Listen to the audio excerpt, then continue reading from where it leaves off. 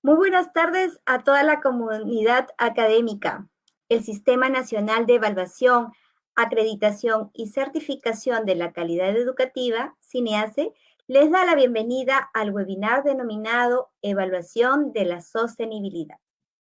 La Dirección de Evaluación y Acreditación de Educación Superior y Técnico-Productiva de CINEACE ha desarrollado este tema con el fin de fortalecer las capacidades de los actores involucrados en la gestión de la calidad en las instituciones de educación superior universitaria. En el chat del Facebook encontrarán el link de registro de asistencia correspondiente al ingreso del evento. No olviden llenar sus datos.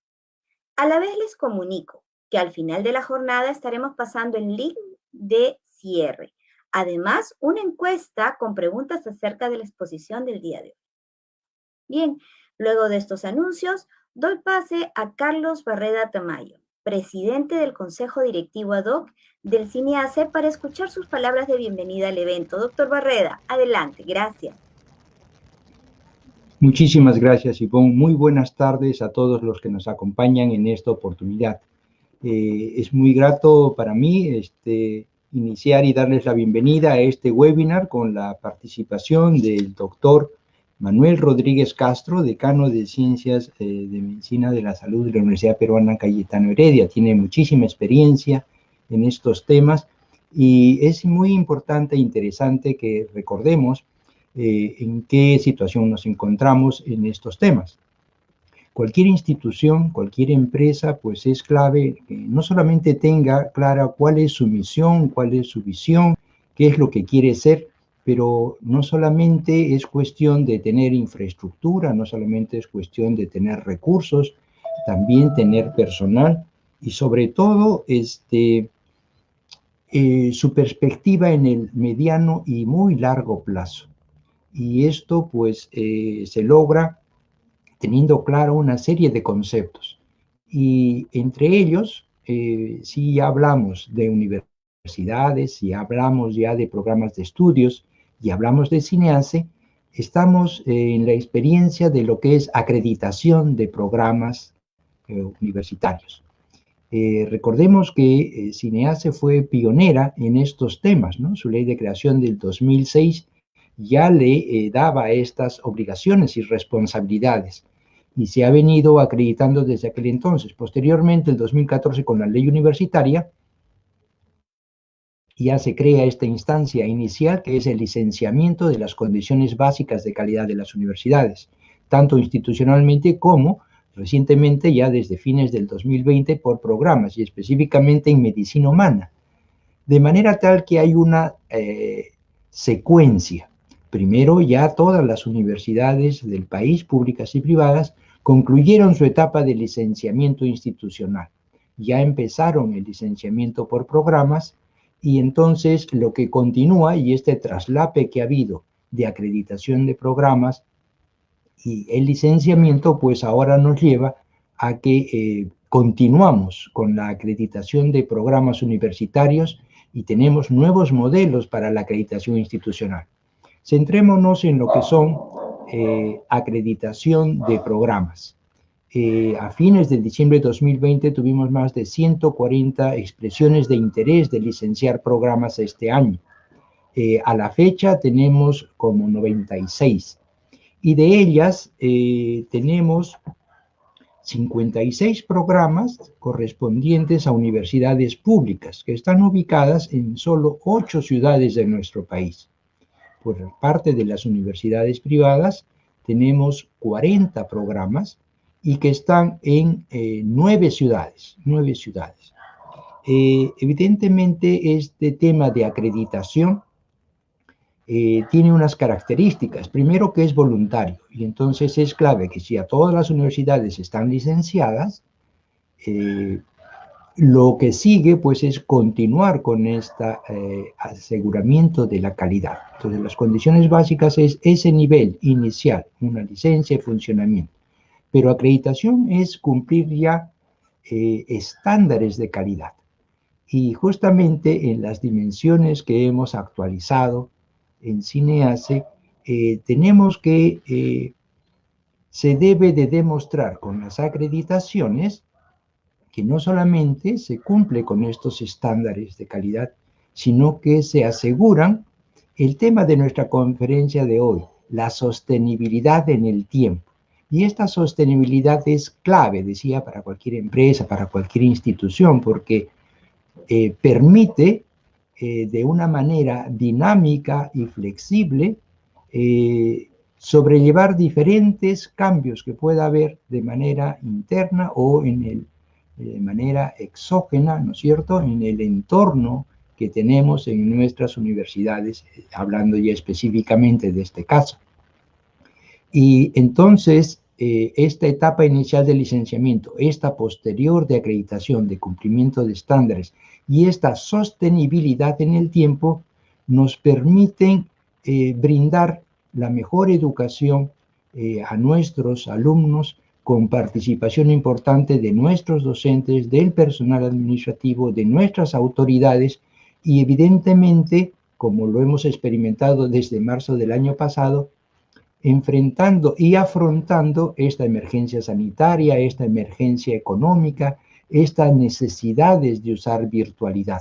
Entonces, es un buen ejemplo que la sostenibilidad es pieza fundamental y esta sostenibilidad se manifiesta en las diferentes gestiones que se evalúan en la acreditación de universidades y en este caso de programas.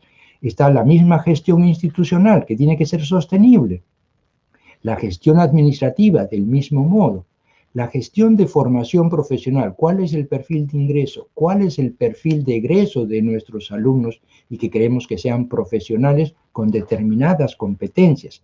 También está la gestión docente y no solamente son estas gestiones, sino también está esta formación de posgrado, no solamente pues es pregrado lo que se queda en las universidades, sino también posgrado, el tema de investigación, que es importantísimo y permite generar conocimiento y aplicaciones al mercado y a los sectores productivos, y es también clave la internacionalización. No es la universidad única, perfectamente puede tener redes, aliados nacionales, internacionales, y seguir mejores prácticas. Y finalmente está la responsabilidad social universitaria. Es en esta línea y con mayor detalle y aterrizado para el caso de universidades públicas que nuestro expositor, el doctor Manuel Rodríguez Castro, va a compartir sus experiencias y conocimientos en esta charla titulada Evaluación de la sostenibilidad de los programas de estudio. Muchísimas gracias, bienvenidos a todos y adelante, por favor. Muchas gracias al doctor Carlos Barreda Tamayo, presidente del Consejo Directivo ad hoc del CINEASE, por sus palabras. Gracias. A continuación, corresponde presentar al ponente invitado para este evento. Pero por favor, no olviden escribir sus preguntas en el chat durante su exposición. Bien, entonces, agradecemos al doctor Manuel Rodríguez Castro, que hoy nos acompaña para presentar el tema Evaluación de la Sostenibilidad. El doctor Manuel es médico especialista en cirugía general, tiene un doctorado en gestión estratégica con mención en innovación y gestión en educación superior. Posee amplios conocimientos en temas de informática y sistemas de información en salud. Experto internacional en tópicos de certificación profesional, licenciamiento y acreditación universitaria con experiencia en gestión en educación superior. Actualmente, él es decano de las Facultades de Medicina, Estomatología y Enfermería de la Universidad Peruana Cayetano Heredia. Doctor Manuel, bienvenido, lo escuchamos, gracias. Muy buenas tardes y en primer lugar sean mis palabras de agradecimiento por la gentil invitación para poder compartir con ustedes un poco estos temas que, si bien cuando uno revisa los modelos de calidad no son tan explícitos como requisito, como criterio, como estándar, como lo mencionó el ingeniero Barreda al principio, muchas veces tenemos una mirada un poco periférica a la necesidad de asegurar que nuestros esfuerzos, tanto en el área de la docencia como en el área de la investigación y en el área de la vinculación con el medio y la responsabilidad social, tienen que tener un soporte mínimo para poder asegurar que no es un esfuerzo temporal, que no es un proyecto que no tiene, digamos, trascendencia adicional a a la que nosotros todos quisiéramos. Por eso que voy a tratar de mostrarles cuál es el tema que vamos a desarrollar, haciendo un primer hincapié que si ustedes, por ejemplo, en este momento googlean el término sostenibilidad con educación superior, probablemente el 90 y tantos % de los hallazgos se va a estar dirigidos al tema del medio ambiente. Es decir, que esa es una nueva tendencia que está, digamos, tomando presencia en las universidades en el sentido de demostrar también de cómo manejan la sostenibilidad, pero ambiental. En este caso particular, nosotros vamos a referirnos exclusivamente a la sostenibilidad de la oferta académica y de las tareas de investigación, o sea, lo que está relacionado con los procesos misionales en cada una de las universidades. Probablemente tengamos como tarea pendiente en un siguiente evento hablar sobre la sostenibilidad referida a la huella que deja la universidad a la hora de hacer sus tareas. Voy a mostrarles más o menos cómo hemos dividido la presentación.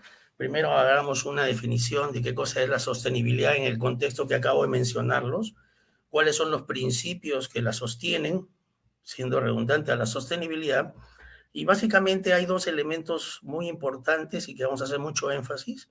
Uno es el financiamiento de la propia educación superior y el otro es el tema de la permanencia estudiantil, que también aparece como un concepto que también ha estado un poco escondido o no ha sido muy predominante y que creemos que para efecto de la sostenibilidad cobra una importancia más que, cobra una tremenda importancia para poder sostener los programas que vamos a ofrecer, ¿no? Y vamos a mostrar unos casos representativos de cómo se ha ido trabajando estos temas en algunas universidades aquí en el país. Primero definamos qué cosa es la sostenibilidad. Para el caso específico, la sostenibilidad representa la garantía que lo que ofrece la institución educativa, ya sea en materia de docencia, investigación y extensión, no es un esfuerzo temporal. No es, vamos a lanzar esto y vamos a ver qué pasa. No, no.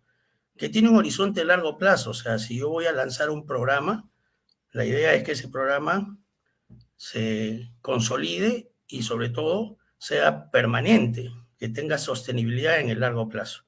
Y sobre todo es que para poder alcanzar este concepto es que debo contar con los suficientes recursos para precisamente sostenerlo en el tiempo.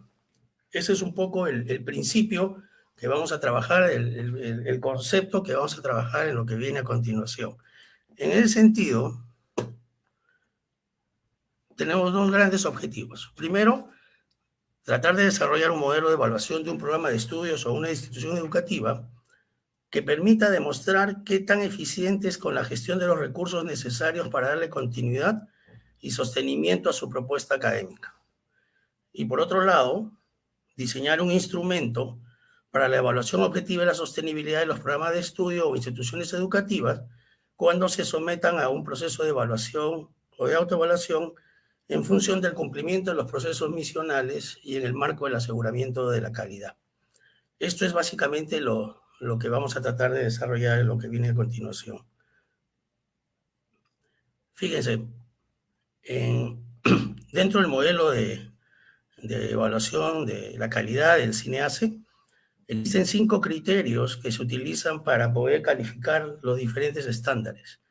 Si existe coherencia, si existe congruencia, si existe pertinencia, y aquí aparece en el número 4, si es sostenible en el tiempo. O sea, este es un concepto que se debe tener en cuenta cuando los programas empiezan a presentar su información de cómo están cumpliendo los estándares, y para cada uno de ellos, o en la gran mayoría de ellos, deberían verificarse que se están cumpliendo estos 5 criterios de evaluación. Y aquí viene el tema de la sostenibilidad. Pero la pregunta era, bueno, ¿y cómo sé yo, cómo puedo evaluar la sostenibilidad de un determinado estándar? Y eso es lo que vamos a tratar de demostrar en lo sucesivo. Si hablamos de recursos, que habíamos mencionado en la definición, que si un programa es sostenible en el tiempo, es gestionando sus recursos. Entonces, ¿cuáles son esos recursos que nosotros tenemos que prestarle atención? El primero, quizás el más importante de todos, los recursos humanos. Representa, como dice, el factor más importante, pues son los encargados de gestionar los recursos de tal manera que se logren los objetivos propuestos. El recurso humano es sumamente importante y después vamos a ver un poco más con detalle qué implica tener recursos humanos adecuados para poder gestionar la sostenibilidad. El segundo punto son los recursos financieros. Evidentemente que todo el mundo piensa como de primera intención, si voy a hablar de sostenibilidad, ¿con qué soporte de dinero cuento para poder yo darle los recursos necesarios en general a este programa que estoy lanzando? El tercer recurso es el llamado recurso tecnológico, que ahora cobra mucho más importancia por el tema de la virtualidad, de la transformación digital y etcétera, y donde ya teóricamente nosotros lo que queríamos tener es procesos y sistemas y que dentro de la universidad se han desarrollado para mejorar su eficiencia organizacional. O sea, yo puedo tener un programa muy interesante, tener profesores, tengo el dinero, pero tengo todo un soporte administrativo muy precario o muy obsoleto o muy burocrático, necesito una serie de elementos que todavía no son viables o no son dinámicos y eso también atenta contra poder tener una sostenibilidad adecuada. Y el último es los recursos materiales, que se refieren a los bienes tangibles que disponen para desarrollar sus funciones. Y básicamente aquí está todo lo que es la infraestructura, el mobiliario, los equipos, talleres, aulas, etcétera, etcétera. Entonces, estos son los 4 rubros que teóricamente debemos asegurar y tenemos que evaluar en qué condiciones los tenemos y esto de alguna manera también nos garantiza que lo que vamos a desarrollar pueda tener lo que se había solicitado, es decir, permanencia y sostenibilidad en el tiempo. Pero no hay que dejar de pensar en algo que es tan importante.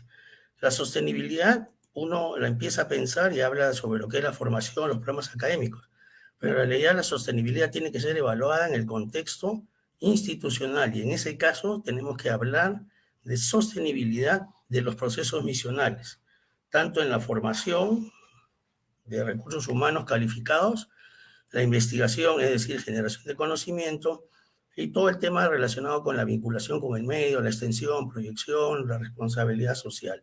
O sea, no es solamente mirarlo por un solo lado, que la mayoría de nosotros nos preocupamos mucho del tema académico, del tema de la formación, pero también tenemos que tener elementos y recursos, disponer de recursos necesarios para poder también tener la certeza que vamos a cumplir con los otros procesos misionales que toda universidad se plantea, ¿no? ¿Cuáles son los principales elementos de la sostenibilidad? Son 2, básicamente. Es financiamiento de la educación superior, cómo se financia, y el otro es la permanencia estudiantil. Fíjense, con el tema de la permanencia es un tema muy interesante cuando hemos revisado la literatura al respecto, porque el común denominador que existe en la mayoría de las universidades es que se preocupan de los estudiantes cuando tienen mal rendimiento académico. Es más, la mayoría de los modelos de calidad le exigen a la universidad que demuestre qué hace con aquellos alumnos que vienen con déficit a la hora de la admisión, si tienen ciclos ceros, ciclos propedéuticos, si tienen mecanismos de tutoría para poder recuperar a aquellos alumnos que tienen déficit académico. Pero vamos a ver ahora aquí más adelante que la permanencia estudiantil no solamente está referida a esa parte, porque son pocos, pero existen alumnos que tienen un buen rendimiento académico, pero hay otros factores que lo hacen desertar de la universidad o cambiarse de programa. Y esto tiene implicancia, vamos a verlo más adelante, en cómo se financia el tipo de universidad. Hablemos muy rápidamente de qué cosa es lo que está pasando en general en el escenario de la educación superior. Todo esto es bastante conocido, cómo se están dando, pero aquí quiero hacer mención a este número 3. Hay nuevas formas de gobierno institucional y de financiamiento. Entonces, aquí hay un tema que va a saltar rápidamente para el conocimiento de todos, es que hablar de sostenibilidad es tratar de hablar de tengamos un financiamiento asegurado para poder garantizar que nuestra propuesta se haga sostenible en el tiempo. Entonces, bajo ese punto de vista, tenemos que mirar cómo se están financiando las universidades. Y aquí encontramos este concepto de esta profesora Ayala de Colombia, donde dice bien claro, y voy a permitirle leerlo, el financiamiento de la educación superior pública y privada amerita redefinir la orientación de políticas que marca el funcionamiento de la educación superior en un horizonte a mediano y largo plazo, o sea, todo lo que es la sostenibilidad, ya que la marcada dependencia económica de la universidad pública de los presupuestos gubernamentales y de la privada de las matrículas requiere una búsqueda de nuevos caminos en asignación de recursos públicos, la movilización de recursos privados, fuente de financiamiento, el fortalecimiento de apoyos financieros a estudiantes como el crédito educativo, las becas y los subsidios. Entonces aquí, en este párrafo, demuestra claramente que el escenario actual es, digamos, poco manejable si es que la universidad no toma conciencia de lo que significa. Y desde ya nos está dando luces de que tenemos dos escenarios completamente distintos. ¿Cómo podemos gestionar los recursos financieros para una universidad pública y cómo podemos gestionar los recursos financieros para una universidad privada? Y eso es un poco lo que vamos a tratar de ver. En general, el financiamiento de la educación superior tiene estos 4 grandes rubros. Presupuesto de la República, es decir, todo lo que transfiere el Estado hacia las universidades públicas, el aporte de los hogares, o sea, las pensiones, es decir, el estudiante, su familia, su padre de familia, pagan a la universidad pública o privada, donaciones y recursos determinados y recursos directamente recaudados, es decir, aquellos ingresos que tienen en las universidades dependiendo los tipos de labor que utilizan, como sean servicios, consultorías o la propia investigación. Entonces, estos 4 grandes rubros tienen que ser manejados y gestionados de tal manera que nos garantice liquidez en la universidad y nos permita manejar los diferentes vaivenes económicos. Ustedes han visto, hemos sido testigos del impacto terrible en la economía de las universidades por el tema de la pandemia, pero poco a poco se ha podido ir superando esta situación en base a una gestión eficiente de este tipo de recursos, ¿no? Entonces, nos encontramos con 2 problemas o 2 escenarios totalmente distintos. Y vamos a ver por qué. La universidad pública, yo he puesto así 3 logotipos de cada una de ellas para poder, digamos, identificarlas. ¿Cómo es el tema del financiamiento de la universidad pública? En primer lugar, se financia por los recursos que le transfiere el gobierno central a cada universidad. Pero ¿qué sucede? Que este financiamiento no tiene, llamémosle, un criterio de asignación vinculado a lo que todo el mundo menciona que debe ser a gestión de la eficiencia. Es decir, yo te doy una determinada cantidad de plata y tú me demuestras que eres eficiente, te doy eso y te doy más si es que es necesario. Pero simplemente lo que se hace es, ¿cuánto te di el año pasado? Ya te subo un 5%, un 10% y sigue para adelante. O sea, y la universidad va a recibir esa cantidad de dinero y no va a estar sometida a ningún otro tipo de vaivén, vamos a decirlo así. Y la otra cosa importante es que no interesa que yo haya gestionado bien la universidad o no, porque nadie me va a dar más plata, no está contemplado así, si es que yo soy eficiente internamente, o sea, que he hecho el gasto adecuado y todo lo demás. Esto es un tema bastante complicado, pero que se da en el núcleo de lo que es la universidad pública. Otro de los temas que surge con respecto a este financiamiento es que existen, y ustedes también lo conocen, muchos alumnos que van a la universidad pública, pero que tienen un poder adquisitivo importante y no pagan un centavo. Entonces, hay un subsidio cruzado del gobierno central, con lo cual se permite que gente que pueda pagar una cantidad adecuada para la formación que recibe en una universidad pública de prestigio y de trayectoria, no lo hace y por lo tanto ese recurso que pudiera ser un adicional no se toma en cuenta. Por supuesto que este es un tema sensible, controversial, político, etcétera, pero el modelo del financiamiento de la universidad pública de alguna manera lo ha determinado de esta forma, ¿no? Entonces, ¿qué cosa es lo que tiene que hacer la universidad pública? Su labor se reduce a que tiene que ser una gestión política para obtener más recursos. ¿Por qué gestión política? Porque el presupuesto lo aprueba el Congreso. Entonces, el Congreso, uno tiene que ir a hacer los lobbies, a conversar con la gente para decirle, oye, por favor, a mi universidad este año se le puede dar un poco más de transferencia, etcétera, etcétera. Sin necesidad de presentar lo que se llama la accountability, o sea, la rendición de cuentas. Entonces, este es un juego ya de otra índole, una de gestión política y que también tiene otras implicancias, pero va más allá de lo que podemos conversar ahora. Se estimula el gasto en el sentido que, por ejemplo, a mí me dan una cantidad de plata y yo no me gasto todo, me queda un 10%, ese 10% tengo que devolverlo y no me queda para poder desarrollar en el siguiente periodo algún otro tipo de inversión, etcétera. Entonces, esto es o gastas todo o me devuelves. Y eso también es una política un poco pues, distorsionada de lo que debe ser la gestión universitaria, ¿no?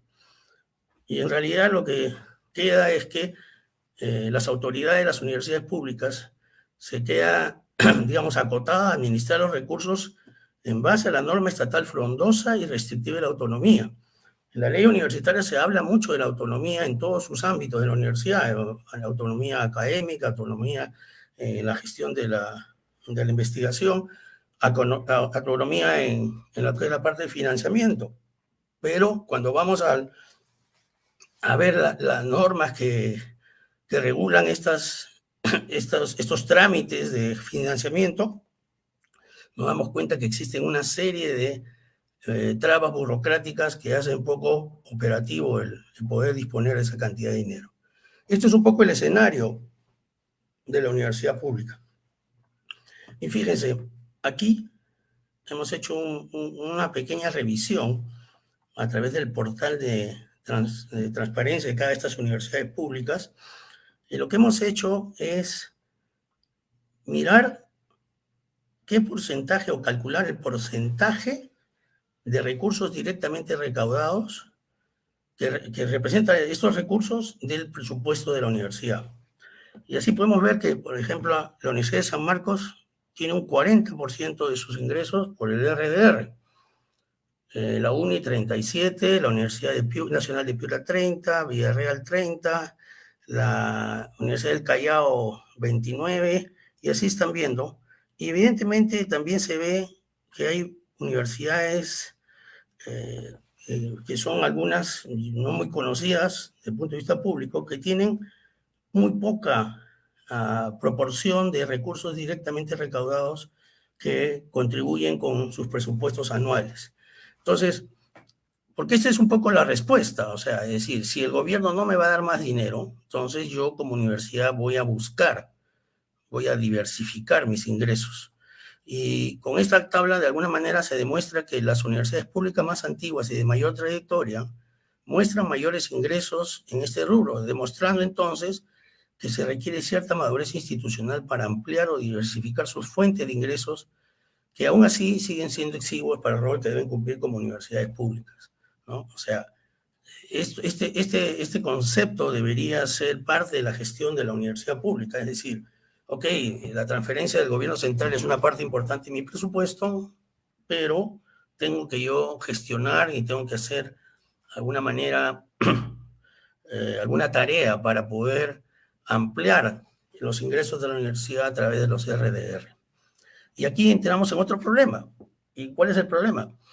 De que las autoridades de las universidades no están necesariamente en la misma línea o tener las experiencias o competencias necesarias para empezar a diversificar los ingresos. Mucho se dice de que hay que hablar con las empresas para poder hacer alianzas estratégicas para desarrollo, transferencia tecnológica, pero entonces ahí le están creando un nuevo escenario de gestión a las autoridades que no necesariamente lo tienen bien claro. Entonces, por eso que muchas de ellas no incursionan en este territorio de buscar otra fuente de ingresos que se representa por los recursos directamente recaudados. Y ese es un poco el escenario en la universidad pública. ¿Qué pasa en la universidad privada? Los recursos generados son principalmente por la oferta académica ofrecida y en menor proporción por otras fuentes de ingresos. Entonces aquí ya tenemos otro escenario. Poca diversidad también del origen de los ingresos, y lo que se ha visto es que los ingresos académicos en promedio representan el 90% del total de lo que se recauda para las universidades privadas. Y de este 90%, el 75% se hace para gastos de inversión. Y en la universidad privada sí existe una mayor libertad, mayor amplitud, mayor maniobrabilidad de los recursos para poder decidir cuál es el gasto, pero siempre existe alguna forma de regularlo a través de la SUNEDU, por ejemplo, con el control de excedentes, para el caso sobre todo de las universidades tipo societarias con fines de lucro. Y una de las cosas importantísimas, y es por eso que vamos a hablar del tema de la permanencia, es lo siguiente. La deserción estudiantil produce efectos directos sobre la gestión económica de la universidad. Y eso se nota claramente cuando comparamos qué pasa si un alumno de una universidad pública abandona la universidad y qué pasa si un alumno de la universidad privada abandona la universidad. En el caso de la universidad pública no tiene mayor impacto económico porque no está recibiendo una pensión especial, ni el gobierno le va a restringir lo que había asignado teniendo en cuenta el número de alumnos que tienen sus diferentes programas. En cambio, en la universidad privada, si uno deserta, automáticamente deja de pagar matrícula, deja de pagar pensiones, inclusive puede tener deudas, etc. Y entonces sí hay una repercusión directa sobre la gestión económica de la universidad. Entonces, si se dan cuenta, son escenarios distintos y que tienen implicancias distintas y, lógicamente, manejo distinto. Fíjense, en este otro cuadro que hemos hecho ahora sobre la universidad privada, lo que hemos medido es qué porcentaje del presupuesto de cada una de estas universidades privadas representan los ingresos por servicios académicos, es decir, todo lo que son pensiones, matrículas, todo lo que es de la oferta académica tanto de pre y posgrado. Y fíjense que casi la mitad de estas universidades privadas están por encima del 90%, es decir, prácticamente todo su presupuesto está en función de lo que pagan los alumnos. Y entonces esto implica de que hay una dependencia de la matrícula de los alumnos y que también debe ser materia de análisis para que estas universidades empiecen a buscar la diversificación de los ingresos.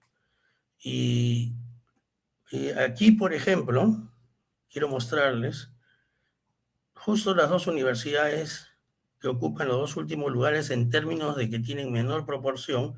Uno es Cayetano Heredia, que tiene el 64% de sus ingresos es por servicios académicos, y la Universidad Unión, que tiene 56%. Entonces, cuando uno hace el análisis de cómo es que casi el 100% de estas universidades son ingresos académicos y ellos tienen, o sea, Cayetano tiene 64 y la Unión tiene 56, cuando uno hace un análisis más específico, encontramos que, por ejemplo, para el caso de nosotros en Cayetano, el 65% son los ingresos de pregrado, posgrado, etcétera, etcétera, y tenemos un 30% de los ingresos es generado por el tema de investigación.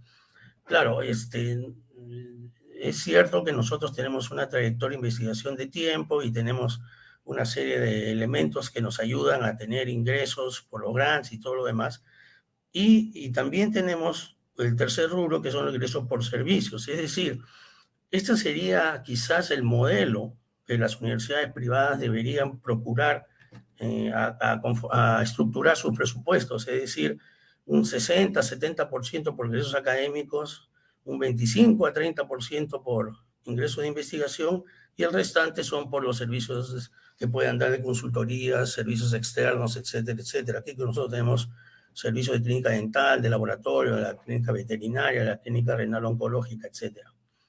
Esto es lo que tenemos nosotros en la universidad y probablemente, como repito, puede ser un modelo a seguir, pero esto no se va a poder conseguir de una noche a la mañana porque, como decía, armar todo este rubro de investigación toma tiempo, toma recursos de toda índole y a esto debería apuntarse.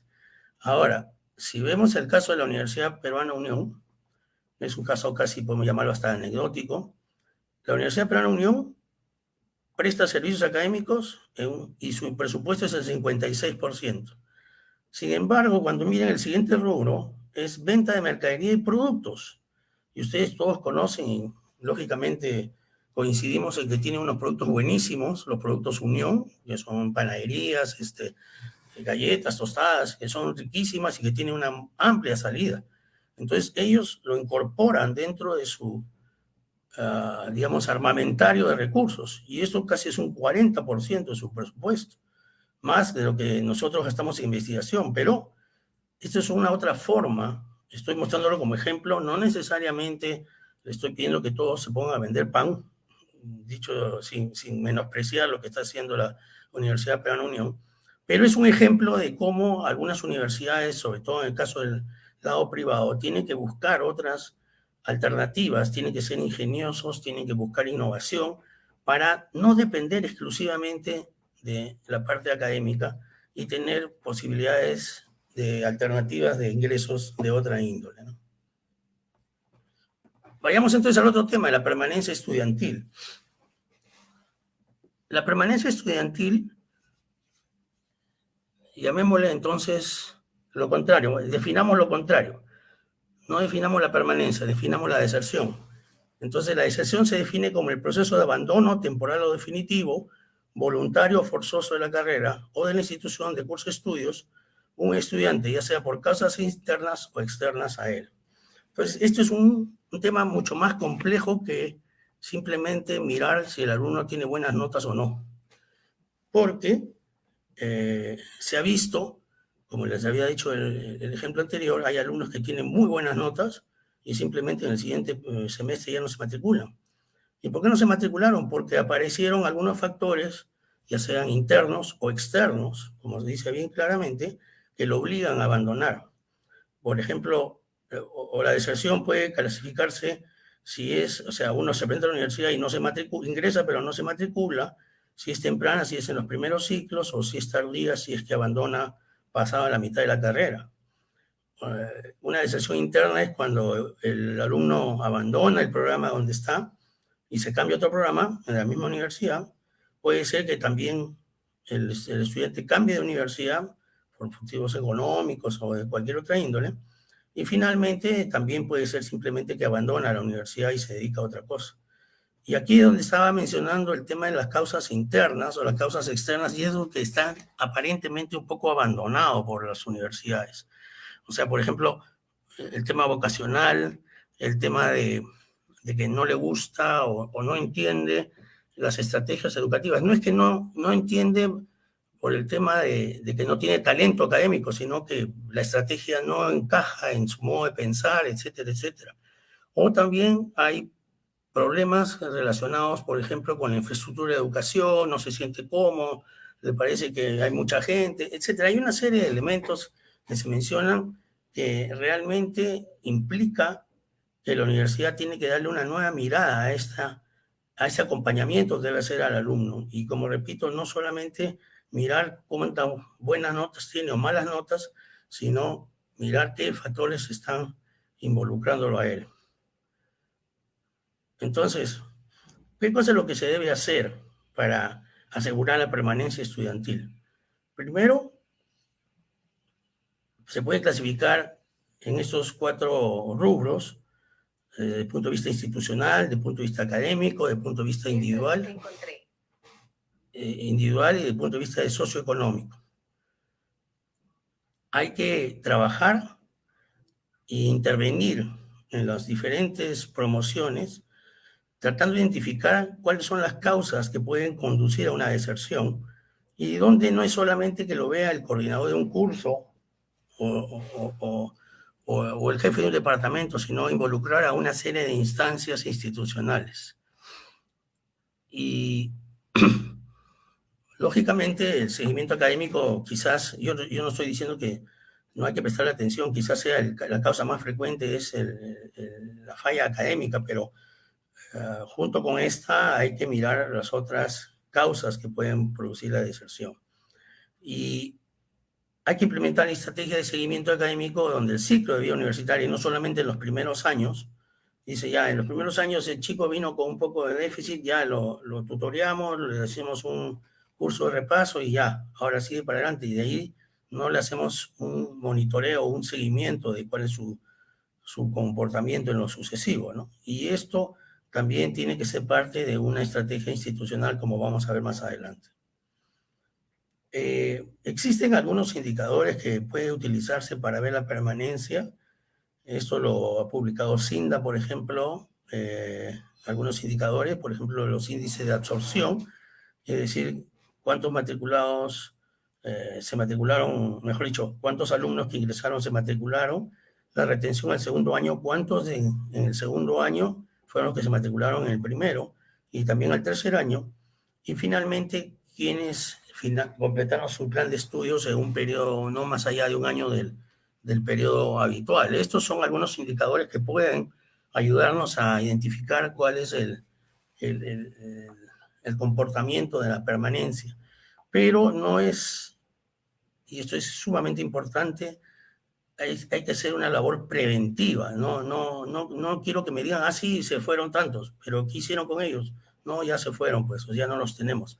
La idea es identificar y sobre todo decir, mira, teníamos unos 15 alumnos en riesgo de abandonar y finalmente solo abandonaron 2 o 3, porque hicimos una serie de tareas, una serie de intervenciones que pudimos subsanar aquellos elementos que estaban condicionando la permanencia del alumno, ¿no?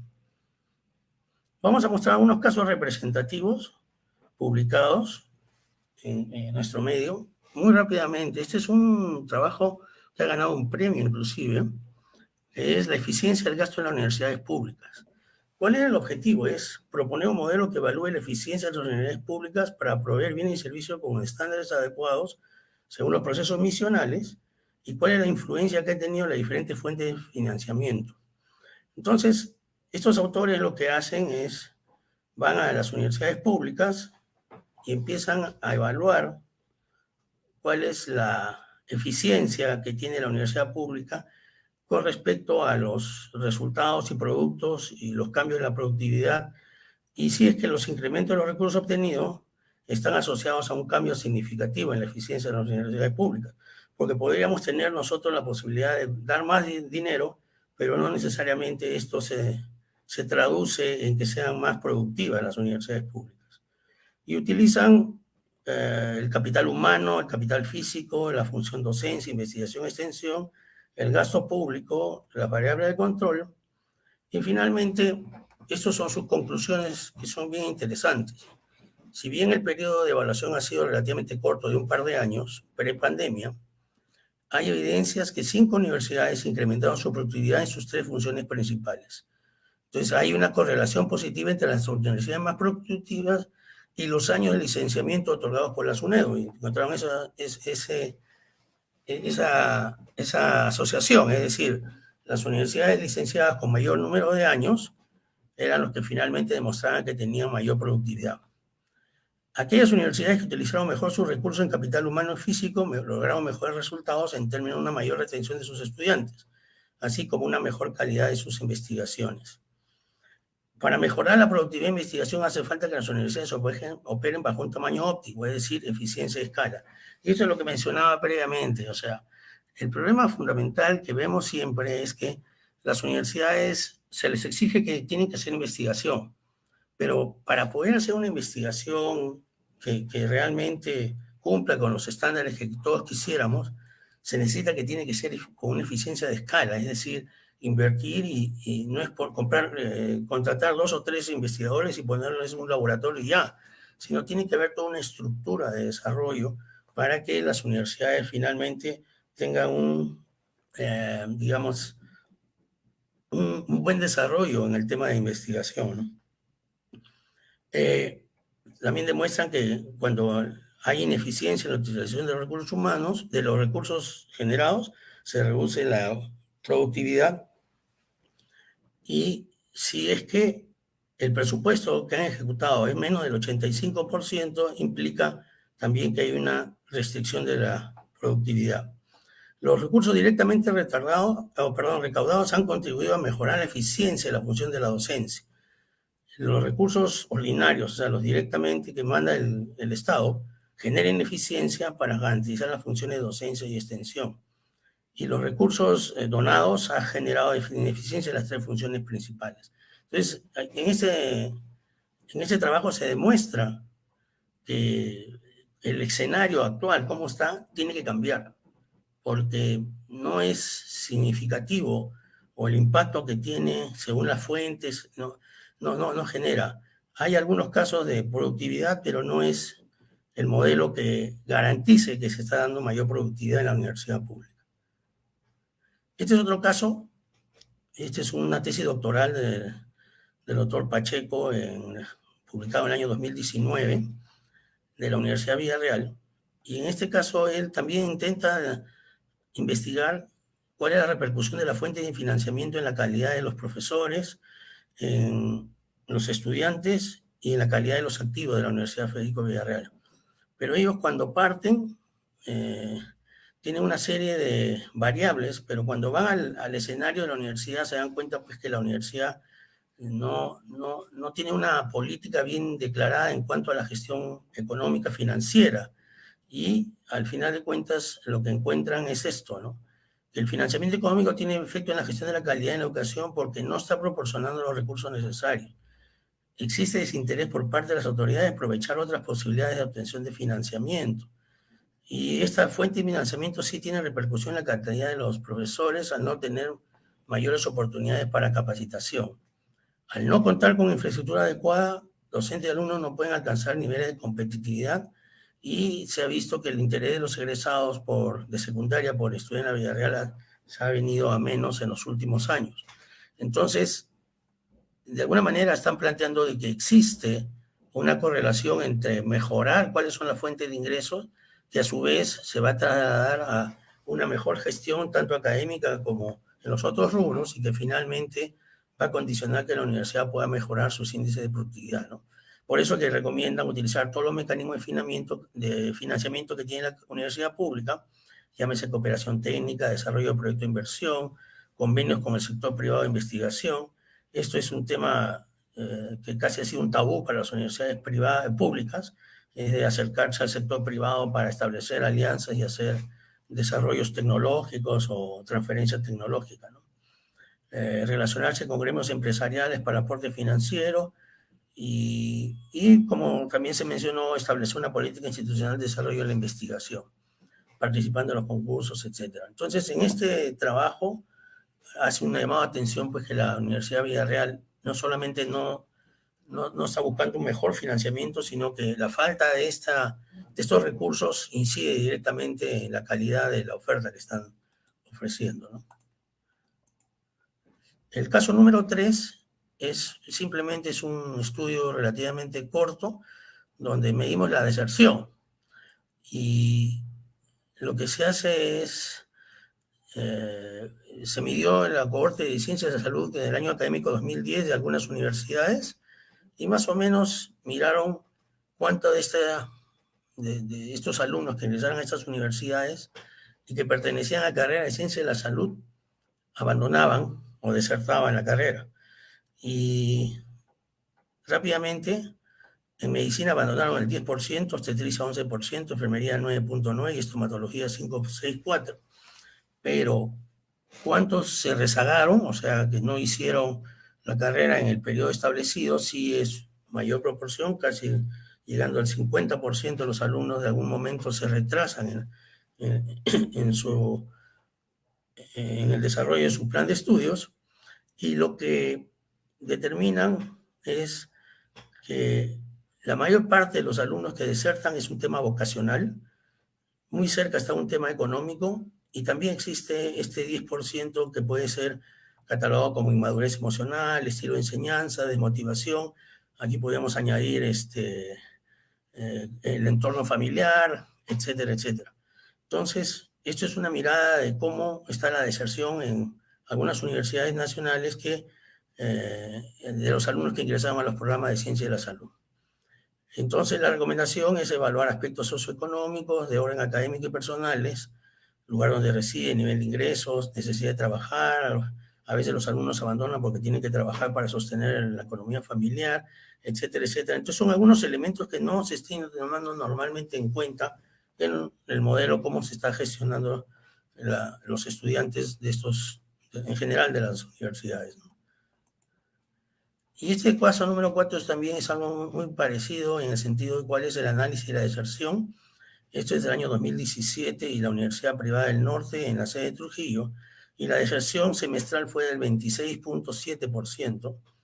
Y las conclusiones es que esto conduce a una pérdida económica significativa. Ellos lo llevan por ahí, demuestran de que esta deserción del 26% incide negativamente en el presupuesto de una universidad privada, y lo que tiene que hacer es, como decía, una labor preventiva, es decir, apenas ingresa el alumno, elaborar un perfil, identificar qué puede ser aquel estudiante que pueda tener una tendencia a abandonar los estudios precoz o tardíamente, y tratar de identificar cuáles son los factores protectores frente a la deserción. O sea, son algunos estudios que tenemos en el escenario nacional y que nos pueden dar una idea de hacia dónde podemos dirigir nuestros esfuerzos para poder controlar esta situación. Bien, hasta ahí es lo que quería compartir con ustedes, pero acá hay esto es una especie de una separata para evaluar la sostenibilidad, es como una guía para que ustedes más adelante puedan aplicarla. No es una obligación, no es una prescripción que tienen que hacerlo de esta manera, pero más o menos tiene esta connotación. O sea, primero hay que evaluar la gestión de los recursos. Habíamos hablado que teníamos 4 tipos de recursos. Los recursos humanos, y ahí tenemos a lo que son la gente, los directivos, los docentes y el personal administrativo, es decir, aquellas personas que tienen que ver con la gestión académica y que tienen que ver con la gestión económica financiera del programa y que permita tener las capacidades para poder manejarlo. Y en el caso de los docentes estamos hablando de que tengan todas las condiciones necesarias para poder impartir la enseñanza y poder cumplir con el perfil del egreso y con los planes de estudios asociados a este, ¿no? La otra gestión de recursos es los recursos financieros. Y aquí hay un modelo que también está en esta separata, en la cual se tiene que tener una planificación de la gestión presupuestal y financiera. Esto, bueno, es a cargo de las oficinas correspondientes. Lo ideal para una gestión más eficiente aún es hacer una administración basada en costos. Es muy difícil, muy complejo, pero es absolutamente importante tener nosotros una idea de cuánto nos cuesta un alumno cuando ingresa a la universidad, y muchas veces esto no tenemos ese dato concreto y tenemos que más o menos sospecharlo, pero no hay un sustento, una evidencia, pero debería tenderse a tener ese tipo de administración. Prevención y control de mitigación de riesgos se refiere a que no vayamos a quedarnos sin liquidez, que los bancos se cierren en los préstamos, etc. Y finalmente, diversificación de ingresos, que es lo que habíamos señalado previamente, ¿no? En cuanto a los recursos, y bueno, la rendición de cuentas, es decir, no solamente para la universidad privada o pública, sino en general, esto debe ser una política bien clara, o sea, se invierte el dinero y tiene que rendirse cuentas qué significó esa inversión y cuáles han sido los resultados. En cuanto a los recursos tecnológicos, los procesos y sistemas que garantizan la eficiencia institucional y las plataformas integradoras de la gestión económica administrativa, lo cual facilita, como decía, los procesos.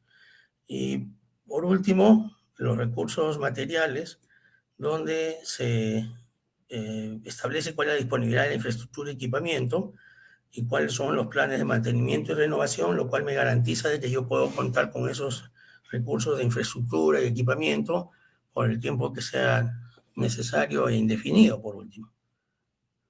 Y a estos gestión de recursos yo le adiciono todas las tareas que tengo que hacer con la permanencia estudiantil. Entonces, si vemos cuál sería esta matriz de evaluación de la sostenibilidad, primero está la definición, cuál es la definición de un recurso y cuáles son los recursos humanos, en qué cosa es lo que tendría que evaluar o qué tengo que acción que aprender. Los directivos es tener autoridades idóneas que tienen capacitación en gestión académica y financiera, los docentes, como mencionábamos, con sus competencias para llevar adelante los planes de estudio, y los administrativos con un personal adecuado en número y en capacitación para poder dar este sostenimiento. Los recursos financieros son estos 5 que habíamos hablado, y ahí están sus respectivas evaluaciones, igual para el sistema de procesos y los recursos materiales en cuanto a infraestructura y equipamiento. Esto es como una tabla de referencia para que uno pueda mirar y qué cosa es lo que yo tengo que, de alguna manera, analizar si es que se está cumpliendo, qué cosa faltaría para poder cumplirlo, que supuestamente se traduce en una mejor gestión económica financiera y pueda darle mayor sostenibilidad. Y en cuanto a la permanencia estudiantil, como es un tema relativamente no muy manejado, no muy tocado, aquí hay una matriz que se utiliza para hacer una autoevaluación dentro de cada programa y donde se analiza cómo es, por ejemplo, existe una política para sensibilización y posicionamiento del fomento de la permanencia y graduación de estudiantes en la institución. Entonces uno coloca si tiene 5, si tiene 3, si tiene 4 y empieza a hacer una autoevaluación de cómo está tanto el componente de sensibilización desde el punto de vista político, administrativo y de la propia sensibilización. También hay mecanismos de difusión de la información, mecanismos de seguimiento, planes de mejoramiento. Y el componente de la cultura de la información y la evaluación, lo cual uno cuando aplican estos formatos de autoevaluación nos puede decir exactamente en qué condiciones estamos para poder nosotros implementar un programa de estímulo a la permanencia y evitar la deserción, digamos, de los estudiantes por razones que pudieron haber sido manejadas preventivamente desde la universidad. Y finalmente, el fortalecimiento de los programas de permanencia, con qué políticas, con qué estrategias de nivelación de apoyo y monitoreo de evaluación se van a implementar para que de esa manera garanticemos que esto no sea tampoco un esfuerzo temporal, sino que tengamos como componente de la universidad la preocupación de que nos interesa que los alumnos ingresen, terminen su carrera y lo hagan en el tiempo adecuado. Y hasta ahí llegamos con lo que quería presentar. Muchas gracias. Muchas gracias, doctor Manuel Rodríguez, por su presentación, por su exposición y por compartir sus experiencias con nuestra comunidad educativa. Bueno, ahora les comentamos a todos que en el chat del Facebook ya se encontrará ahorita el link de salida. No olviden registrar sus datos, por favor. Y al final de la jornada estaremos pasando una encuesta con preguntas acerca de todo lo escuchado el día de hoy.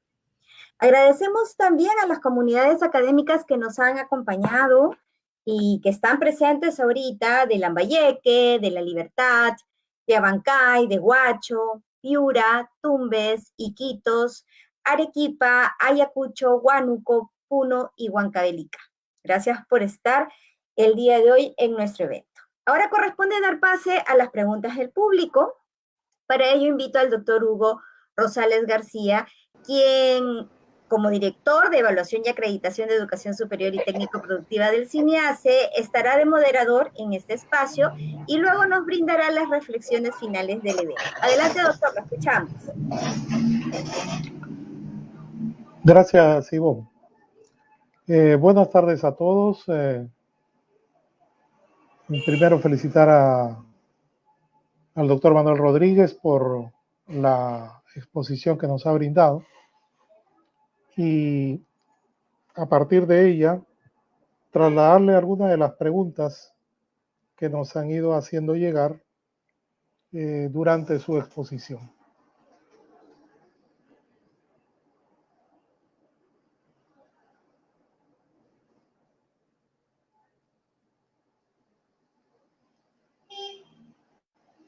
De acuerdo a su criterio, ¿cuánto influye la madurez de una institución para mantener la sostenibilidad de los recursos que ha presentado?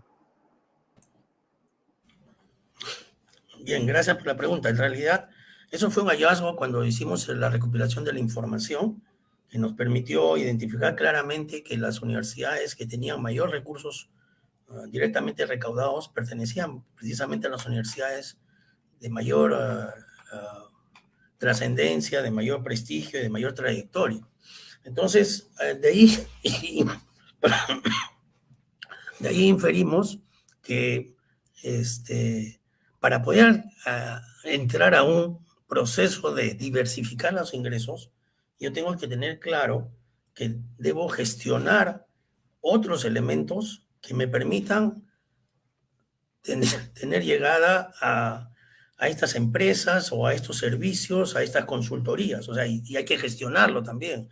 Es decir, se debe identificar qué personas pueden desarrollar otro tipo de actividades e ingresar dinero a través de este tipo de recursos. Entonces, es claro cuando se ve en esa tabla que las universidades que están con RDR muy bajitos son universidades que inclusive yo recién las conocía, ¿no? O sea, no eran, no son de mucha trayectoria.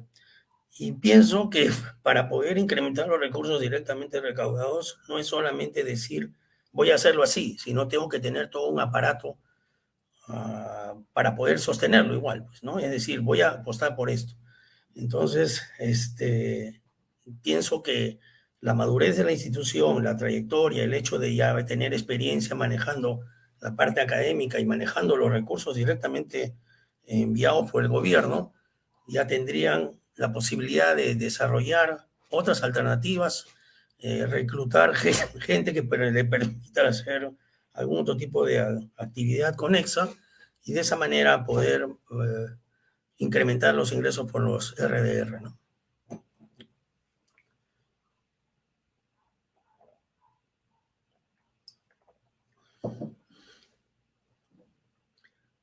¿Tiene su micro apagado, doctor? ¿Ingeniero, su micro? Robert de la Sota pregunta, ¿cuál es la implicancia de la sostenibilidad en la etapa de autoevaluación?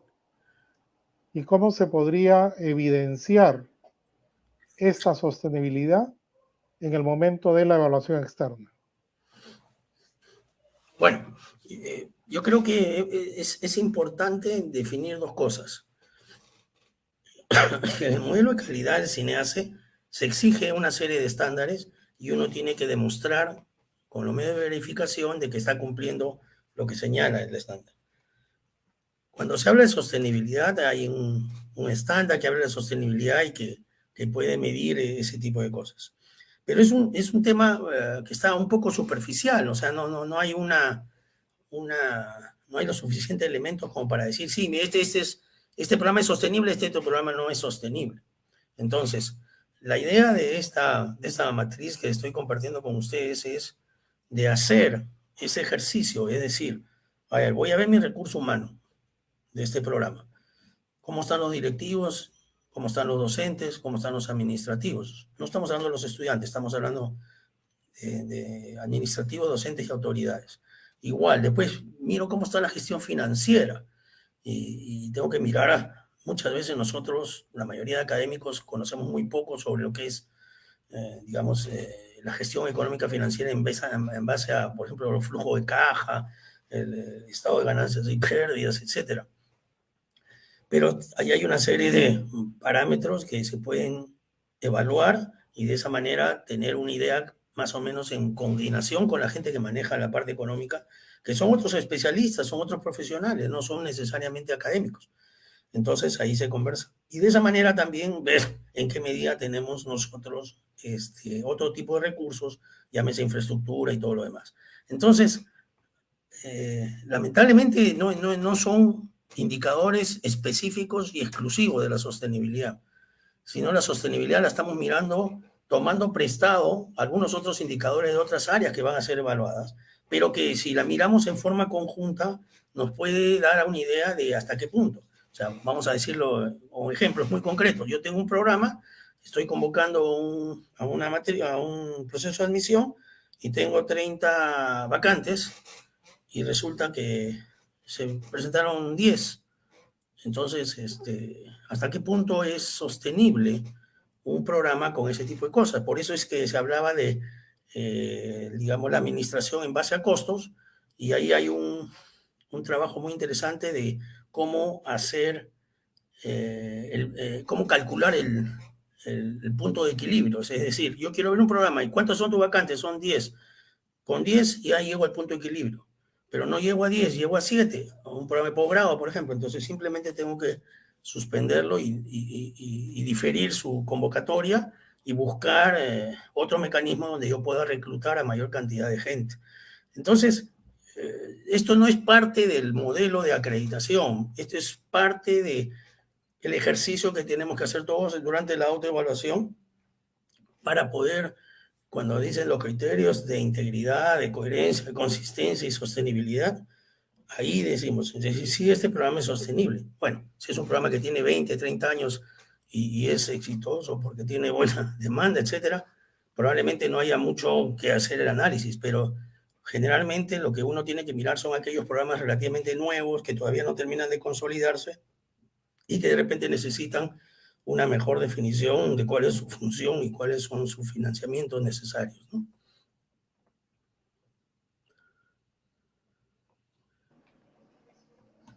En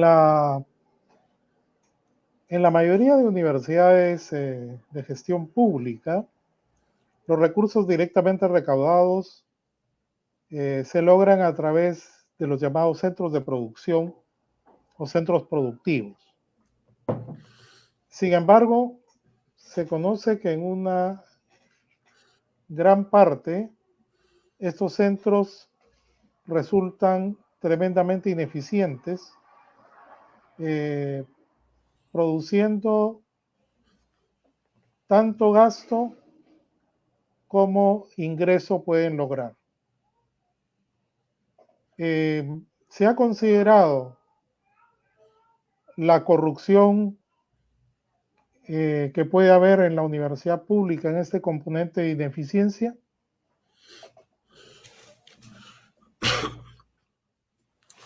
Bueno, es un tema bastante sensible y, por otro lado, yo no tengo evidencias ni tampoco hemos hecho la exploración por ese lado, ¿no? O sea, lo que hemos hecho es mirar cómo se financia la universidad pública. Ahora, con esos trabajos que hemos mostrado, se ve que hay una clara correlación entre la fuente de ingreso y la productividad que se traduce en la universidad. Entonces, bajo ese punto de vista, si hay factores que están alterando contra la sostenibilidad o contra la productividad de la universidad y que tengan que estar viendo con la corrupción, ya es un tema que no está dentro del esquema de evaluación que queremos plantear, ¿no? O sea, no vamos a decir, ¿sabes qué? Para que sea sostenible tienes que demostrarme que tus autoridades no son corruptas, que ninguno tiene una sentencia y todo lo demás. Y yo creo que eso no es un escenario o una estrategia adecuada para poder manejar. Pero lamentablemente pues la corrupción está en todos lados, algunas veces nadie puede tapar el sol con un dedo, pero bajo este esquema que hemos venido trabajando no está contemplado esa posibilidad de análisis, de identificar si la corrupción está afectando la productividad de las universidades públicas. Que no es solamente materia, la universidad pública también puede ser la universidad privada, ¿no? Eso no es excluyente, ¿no? Así es, Manuel. Hay varias preguntas que están relacionadas en realidad con la autoevaluación, la acreditación y la renovación de acreditación. Y al respecto debo mencionar que en realidad CINEASE en su rol de impulsar la mejora de la calidad está iniciando este ciclo de webinars con varios tópicos que tienen que ver precisamente con la mejora de la calidad en las instituciones educativas y específicamente en los programas de estudio. Desde ese enfoque, no hay que ver la sostenibilidad, o en este caso, evaluar la sostenibilidad, que es el tema de hoy, como un aspecto que está única y exclusivamente asociado al modelo de calidad que impulsamos desde CINEACE o a los procesos o actividades de autoevaluación y luego el proceso de acreditación. En realidad, como bien lo ha mencionado Manuel en sus primeras diapositivas, toda institución, en este caso programa de estudios, lo que busca es ser perdurable en el tiempo, y ser perdurable en el tiempo con los recursos que le permitan desarrollar un servicio de formación, en nuestro caso, con un cierto nivel de calidad. Entonces, no está asociado exclusivamente a autoevaluación o a acreditación.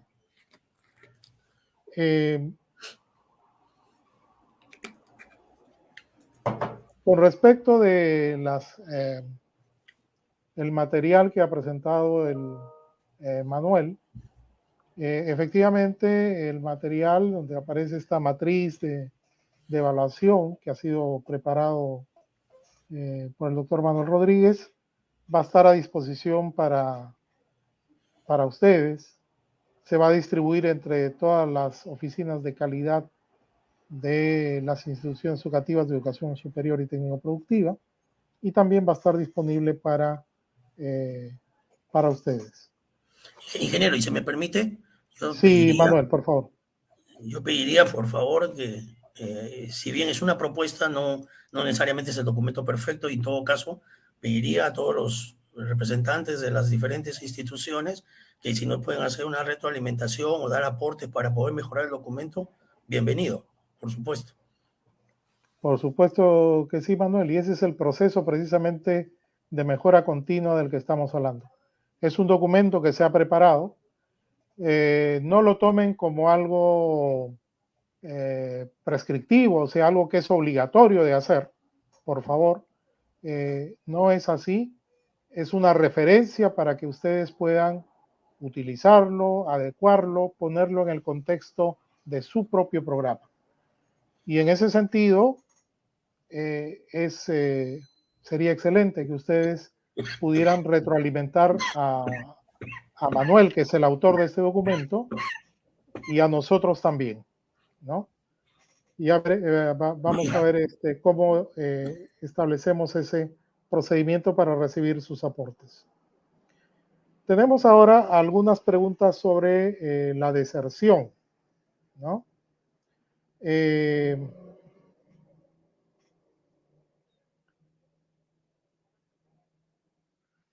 ¿Cuáles serían algunas estrategias para la retención de estudiantes? O sea, cómo evitar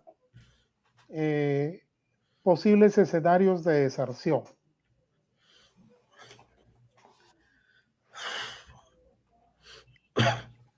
A ver, yo pienso que todos nosotros en las universidades, cuando ingresan los alumnos, recuerdo que había un profesor de la San Marcos que me dijo, creo que nadie en ninguna universidad tiene claro el concepto de que cuando ingresa un alumno, nosotros tenemos la responsabilidad de que ese alumno termine. Y muchas veces se lo transferimos a él nomás. Que si él no estudia y todo lo demás, no vas a terminar. Pero hay una responsabilidad como docentes, como coordinadores, como miembro de la institución que los acoge, en que buscar la forma de que el alumno pueda superar todas las dificultades y todos los obstáculos que tiene en su formación para que pueda finalmente concluir con éxito su formación, porque al final de cuentas eso es lo que queremos no solamente para él, sino para nuestra sociedad y para el país y para el mundo en general, tener un profesional de excelencia. Perdón. Una de las estrategias, diría yo, es alumno que ingresa no solamente hay que abrir un registro de matrícula, sino hay que abrir un registro socioeconómico, un registro de entorno familiar, un registro o sea, conocer a fondo todos estos aspectos académicos, institucionales, económicos, financieros y familiares del entorno que tiene, obviamente ahí nos ayuda mucho las instancias que nos apoyan en lo que es asesoría, en tutoría, la parte psicológica, la parte psicopedagógica. Entonces, yo creo que una una recomendación sería de armar estos expedientes donde se incluyan no solamente cuáles son las notas que tiene el chico, sino todos estos aspectos. Y estas personas que manejan este tipo de información puedan tener alguna forma de identificar o tener una señal de alarma de qué alumno es potencialmente desertable, ¿no? Entonces, y ahí es donde estamos indicando que tenemos que tener claro que no es solamente el rendimiento académico lo que tenemos que mirar, sino los otros aspectos y los otros elementos que muchas veces conducen a la deserción de los estudiantes, ¿no? Ahora una pregunta específica sobre los programas de medicina humana.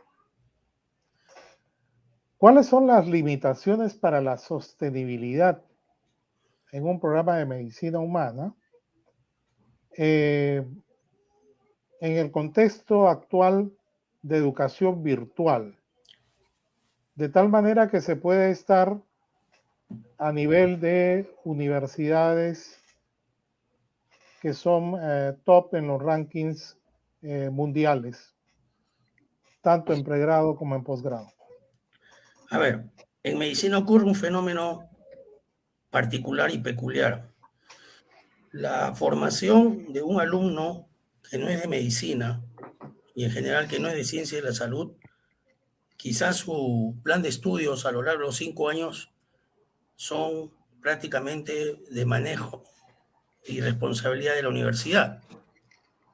En cambio, en ciencia de la salud, en los últimos años, los alumnos ya no van a la universidad, se dirigen a los establecimientos de salud. Y ahí entramos en las principales controversias, ¿no? Es decir, yo quiero tener sostenibilidad en mi programa, entonces necesito asegurar que tengo la suficiente cantidad de convenios y disposición de campos clínicos para que mis alumnos puedan desarrollar sus habilidades y competencias y puedan formarse adecuadamente y finalmente graduarse. En el contexto de la pandemia actual, el problema es que la virtualidad, si bien reemplaza muchas cosas, todavía no estamos en condiciones de poder decir, ya no importa la presencialidad, o sea, con la virtualidad podemos superarlo. No quiero ser comparativo, pero por ejemplo, una carrera tipo administración o contabilidad no necesita tener presencialidad en muchas de las cosas que desarrollan y pueden tranquilamente completar su plan de estudios. En el caso de medicina y ciencia de la salud en general, es absolutamente necesario, todavía por el momento no tenemos todavía tecnología suficiente que reemplace, por ejemplo, la interacción médico-paciente. Y eso tiene que aprenderse frente al paciente, no frente a una computadora o frente a un simulador. Entonces, la virtualidad no es la respuesta para esto. Y estamos en un problema que no tenemos solución todavía. Esperemos que la pandemia pueda controlarse y podamos regresar a la presencialidad y poder ofrecerle a nuestros alumnos ese tipo de formación que, como repito, todavía no ha podido ser reemplazada por nuevos elementos tecnológicos o otro tipo de recurso que pudiera garantizarme que el alumno que va a salir de la facultad va a estar en buenas condiciones para poder desempeñarse como médico, ¿no? Y eso es un problema global, universal, ¿eh? Eso no es exclusivamente el Perú, es en todas partes se está viendo cómo poder solucionar y la mayoría de personas consideran de que una vez controlada la pandemia tenemos que regresar a la presencialidad y tenemos que subsanar esos déficits de los cuales los alumnos se han visto perjudicados en estos últimos 2 años, ¿no?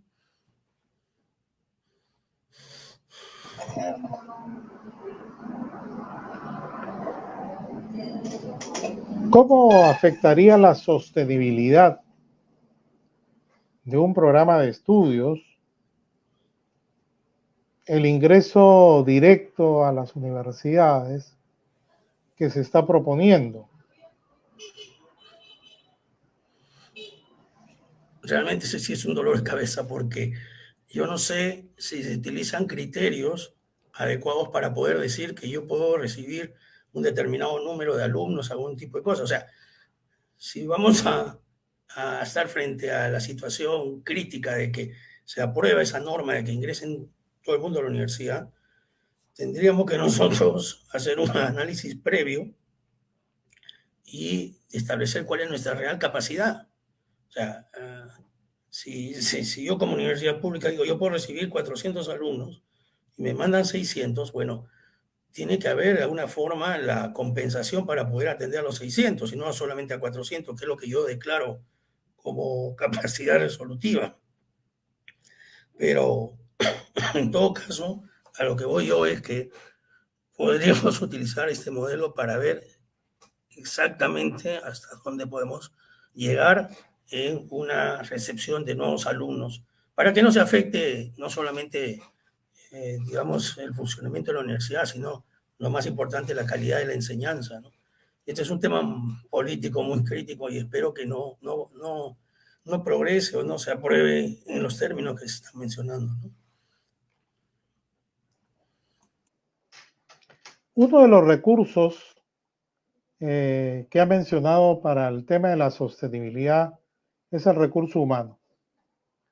Y dentro de la universidad, tanto pública como privada, existen dos grandes grupos de recurso humano: los docentes y los trabajadores no docentes o administrativos. ¿Cómo se garantiza sostenibilidad en el recurso humano docente o administrativo? O sea, entiendo, la pregunta es que si yo cuento con una plana docente adecuada, ¿cómo hago para que la mantenga y sea perdurable en el tiempo? ¿Es un poco la idea? Sí, eso sería. Bueno, la gestión de los docentes tiene varios componentes, ¿no? Desde el momento de cómo son reclutados, cómo son capacitados, cómo son, digamos, evaluados y cómo son promocionados o recompensados, vamos a decirlo, ¿no? Entonces, yo creo que una clave para obtener el sostenimiento de una buena plana docente es que nosotros podamos llevar a cabo todas estas funciones que he mencionado en forma eficiente y adecuada, es decir, tener el número de profesores adecuados, hacer una evaluación de su desempeño y sobre esa base no es para sancionarlos, sino es para buscar qué vacíos o brechas puedan tener y ofrecerle la capacitación necesaria y pueda revertir algún tipo de debilidad.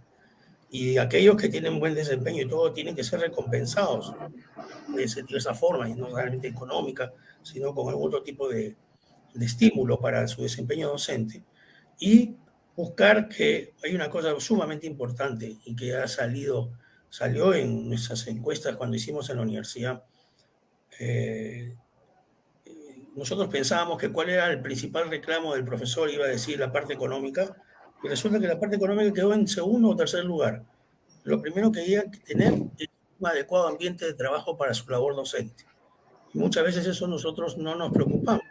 Entonces, para darle sostenimiento a mi plana docente, tengo que mirar todos estos aspectos y procurar ofrecerles que tengan los recursos necesarios para poder dictar su clase, las coordinaciones necesarias, este tema de las aulas, claro, en esa época presencialidad, pero por ejemplo, todo lo que es ahora la virtualidad, una adecuada capacitación, un adecuado acompañamiento y monitoreo de la labor que desempeñan en este escenario actual de virtualidad, también le permite al docente darse cuenta de que la institución está preocupada por lo que él hace y siente apoyo y se identifica.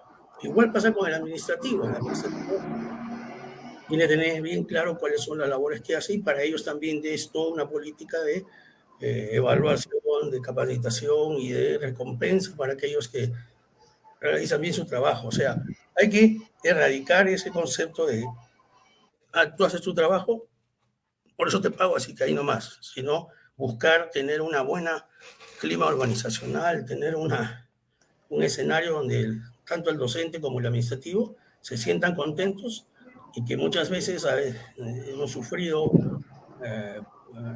digamos, profesionales bien capacitados y todo lo demás, de que a veces por tentación un poco más económica que por otro motivo abandonan la universidad. Entonces, tenemos que tener toda una política de retención, así de permanencia estudiantil, también tenemos que tener una política de permanencia del personal del recurso humano en general, tanto de las autoridades como docentes y de los propios administrativos. Gracias. Uno de los casos que ha presentado es el de la Universidad Cayetano Heredia, donde se ve que una gran cantidad de su presupuesto es financiado por servicios académicos.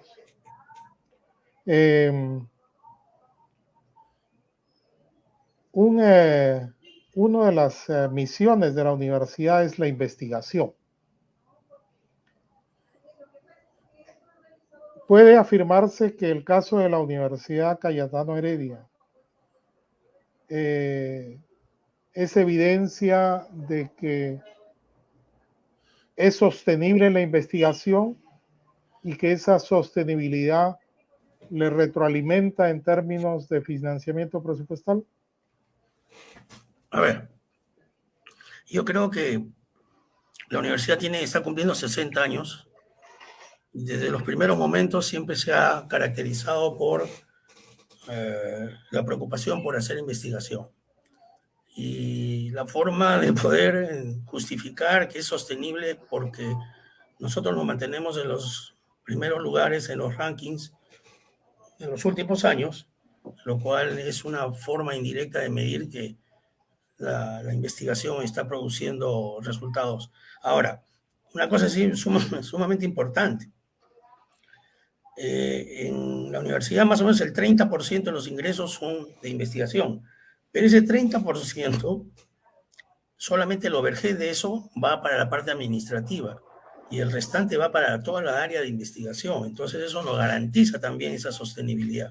O sea, no es que va a la olla común, ¿no? O sea, no es que todo el dinero que ingresa por investigación va a un fondo único y de ahí se reparte para toda la universidad. Existe la política de que el dinero que entra por investigación, descontado el overhead, esa cantidad que queda se aplica o se invierte nuevamente en todo el área de investigación. Y esa es otra forma de poder garantizar la sostenibilidad, porque no puede ser que en un año me digan, ¿sabes qué? Ahora no va a haber plata, no va a haber fondos concursables, etcétera, etcétera, ¿no? Entonces eso es un poco la garantía de que ese sistema, que como repito hay que escalarlo, no es tan fácil de la noche a la mañana, permite garantizar que por lo menos en los siguientes años es bastante sostenible el desarrollo de la investigación en la universidad, ¿no?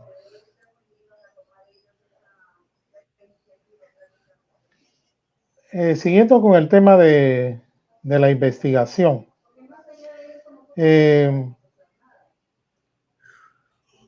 para lograr este impulso, desarrollo de la investigación se requiere invertir en ella y también invertir en el recurso humano, del cual genéricamente hablábamos hace un momento en términos de docentes. Pero no es lo mismo el recurso humano como docente que el recurso humano para investigación. ¿Cómo se puede financiar esa inversión en recurso humano para investigación, en infraestructura y tecnología para investigación?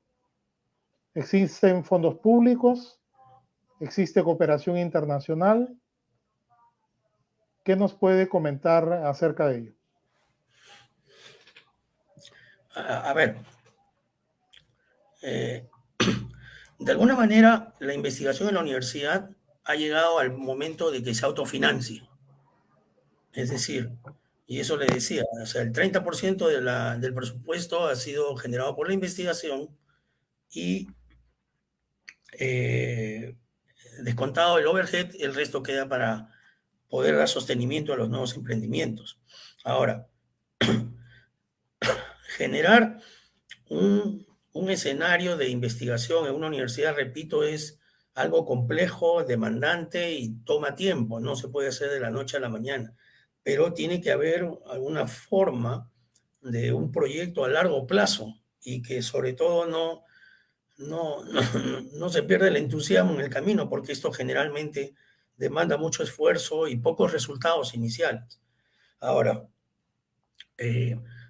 nosotros en la universidad hemos hecho algunos desarrollos con el tema de la investigación. Por ejemplo, nosotros sacamos a concurso horas de investigación, es decir, un profesor se presenta y gana el concurso en base a su currículum y en base a los proyectos que pueda presentar. Entonces se le asigna 10 horas durante un año, y en esas 10 horas tiene que hacer publicaciones, investigar, asesorar tesis, apoyar a los muchachos, etcétera, etcétera. Y finalizado el año se hace una evaluación de todo lo que se ha avanzado y se le puede renovar hasta por 3 años. Entonces, ese es un mecanismo, ¿no? No es la gran solución. Pero a lo que voy yo es que tenemos que empezar a pensar en otras soluciones innovadoras para este tipo de cosas. Entonces, vamos a decir, bueno, voy a tratar de buscar cómo me relaciono con la empresa privada y de ahí obtengo fondos, y eso yo lo dedico exclusivamente, digamos, puede servir para, de alguna forma, puedan tener claro que la investigación y buscar esas nuevas alternativas que no dependan de otros elementos, sino de la propia gestión de la universidad. Yo creo que esta es la clave, o sea, buscar recursos, tocar la puerta a las empresas. Mira, vamos a hacer ese trabajo conjunto y todo lo demás, y vamos a quedar de acuerdo que el fondo que yo reciba lo voy a utilizar en esto y esto y lo otro. Y así progresivamente es como una bola de nieve, se van haciendo una serie de elementos y finalmente pues se va desarrollando este tipo de cosas, ¿no? Y es muy importante que la universidad esté pensando en un proyecto de esa naturaleza, y para poder llevar adelante ese proyecto no es, como repito, un esfuerzo de 1 o 2 personas, sino es un esfuerzo institucional. Debería ser hasta inclusive uno de los principales objetivos estratégicos del plan de estudios, o el plan estratégico institucional, y a tratar de hacerlo con la mayor cantidad de recursos disponibles y la mayor cantidad de alternativas para poder desarrollarlo. Siempre ha sido un problema para mí tratar de darle la clave para hacer investigación. Esta es la clave, con esto hacen investigación. Eso es muy difícil, muy, muy difícil. La clave pasa por una serie de elementos, una serie de factores, y hay que trabajarlo de forma conjunta institucionalmente, ¿no?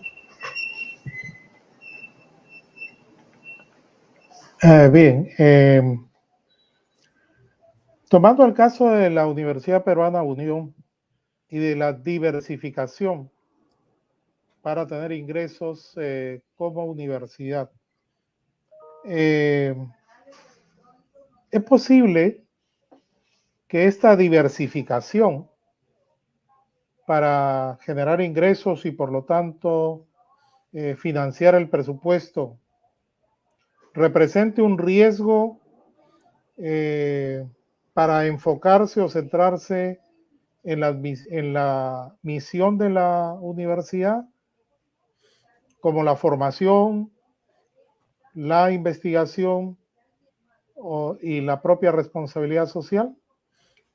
La respuesta es muy concreta. Si yo voy a diversificar mis ingresos, todos estos tienen que estar justificados porque estoy haciendo alguna de las 3 tareas misionales. O sea,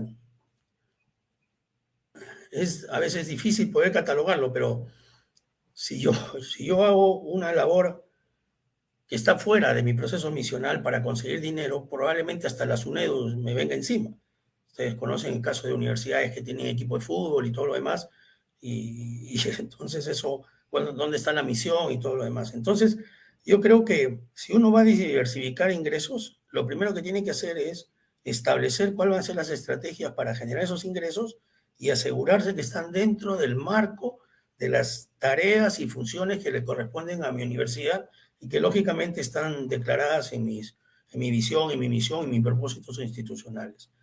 Por eso que si está dentro de ese esquema, no creo que haya el riesgo de que me estoy distrayendo, yéndome hacia otras áreas que no me corresponden, sino la diversificación tiene que estar sustentada en que estoy haciendo ese tipo de tareas.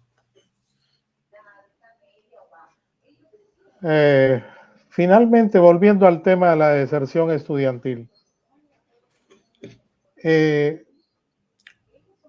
centrarse en identificar los factores que producen la deserción estudiantil en una institución educativa o programa. Y en el tratamiento de estos factores para reducir la deserción o tratar de que no se produzca, también requiere recursos.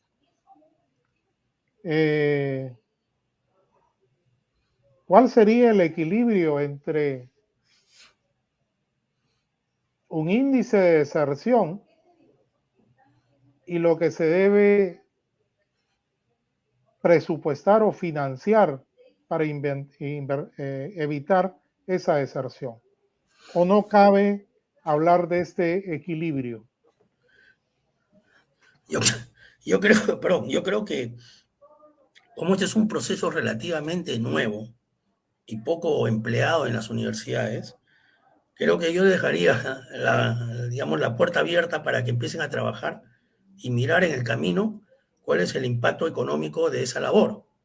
Porque en realidad no es tan complicado, digamos, esto no es tarea de un programa, esto es una tarea institucional. Es decir, si la institución finalmente apuesta por tener una política de permanencia estudiantil que pueda evitar la deserción, tiene que ser un esfuerzo mancomunado de todas las facultades, de todos los programas. Y de esa manera también se ahorra costos, porque si vamos a pedirle a cada programa que establezca su propio programa de permanencia y todo lo demás, vamos a tener ciertamente dificultades, ¿no? Ahora, si vemos en términos de cifras, en Chile se habla de que el primer año es aceptable una deserción hasta casi un 12% en el primer año. El segundo año ya es un poco menor y así sucesivamente. Pero, digamos, 12%, un 10% de toda la población es todavía, digamos, una cifra que puede ser manejable y por la naturaleza de la actividad no creo que sea muy demandante en términos de recursos. Yo diría, hay que hacerlo y ver en el camino cómo se está logrando, cómo se está consiguiendo. Si vemos que se desborda o que no alcanza los estándares que queremos, entonces habrá que pensar en nuevas estrategias. Pero en principio lo que estamos planteando es que se abra un registro universal de los alumnos, que no solamente se registren las notas, sino todos estos elementos, por supuesto con todas las consideraciones de confidencialidad, ¿no? Porque probablemente pues vamos a tener alumnos que tienen problemas familiares, tienen hogares disfuncionales, ese tipo de cosas que condicionan su permanencia en la universidad. Entonces, toda esta información tiene que ser adecuadamente tratada y evitar que se filtre y cosas por el estilo. Y yo no pienso que sea un gasto que haga, digamos, que desanime a llevar adelante este tipo de registro y que de alguna forma se pueda manejar. Creo que todas las universidades pueden dar en este momento sin ningún problema. Le pedimos a todas las universidades, dígame su tasa de deserción, van a sus registros y la pueden dar. Pero lo que hay que hacer ahora es intervenir, buscar este mecanismo de asegurar la permanencia y luego comparar en los años sucesivos si estos parámetros se han mantenido o mejorado, ¿no? Gracias, Bamber. A ver, vamos a ver ahí una última pregunta que entró por aquí.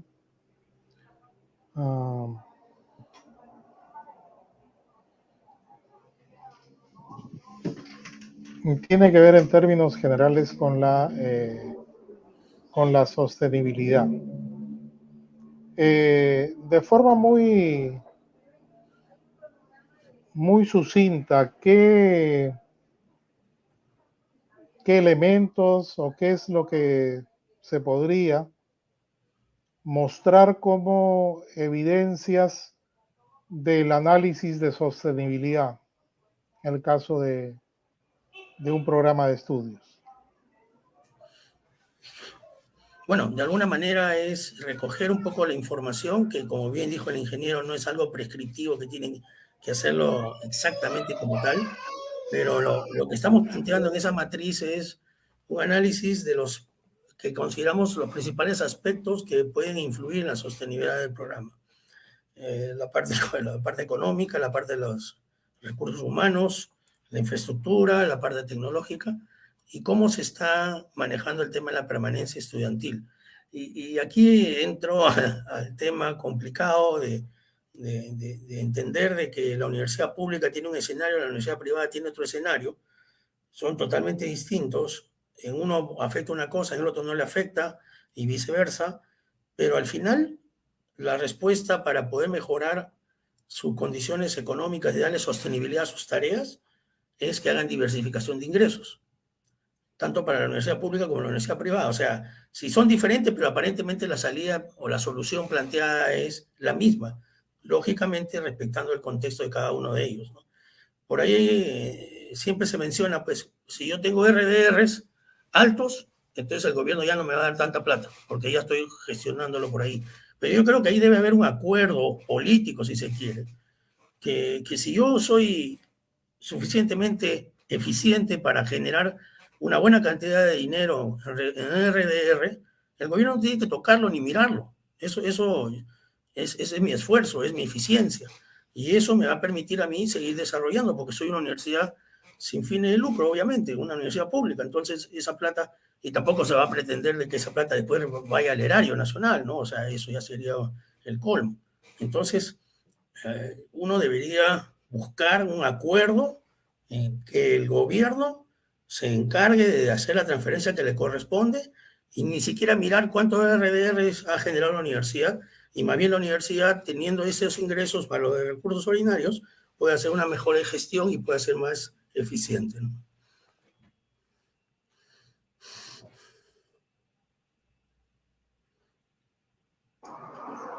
Ok, hasta ahí las preguntas que hemos podido recoger, que nos han ido dejando los participantes. Gracias, Manuel, por las respuestas que nos has brindado en función de tu amplia experiencia en la gestión en tu universidad. Le doy paso a Ivonne para la parte final. Hemos llegado al final de la jornada. Muchas gracias a todos los que han estado conectados el día de hoy. Les recuerdo que en el chat encontrarán el link de la encuesta. Por favor, se les invita a responderla con el fin de tomar en cuenta sus aportes para nuestros próximos eventos de este año 2020-2021. No olviden que el siguiente webinar denominado Sistema de Gestión de Calidad se presentará el día 9 de septiembre. Agéndenlo porque los esperamos. El Sistema Nacional de Evaluación, Acreditación y Certificación de la Calidad Educativa, SINEACE, se despide, recordándoles que no bajemos la guardia, que sigamos cuidándonos por nosotros, por nuestra familia y para seguir siempre trabajando por la educación de nuestro país. Un gran abrazo. Buenas tardes.